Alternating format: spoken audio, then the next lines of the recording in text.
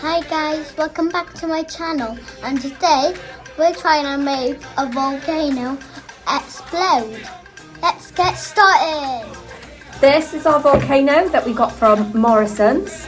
Yes, and we got this with my nanny. So we have our stuff right here, safety goggles, and our volcano, and our instructions, and our chemicals, and a little sticker, and I'm putting on my safety goggles. Safety first. Safety first. First we need to cut 1 scoop Of tartaric acid acid into the volcano. Carefully, because it is a chemical.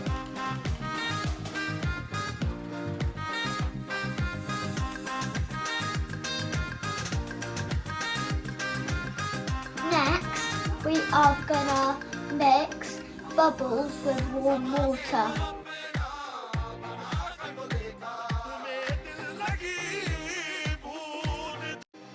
Now we need to tip the warm water into the volcano. Now, my mummy is going to put the other chemical into the volcano, and we'll watch that explosion.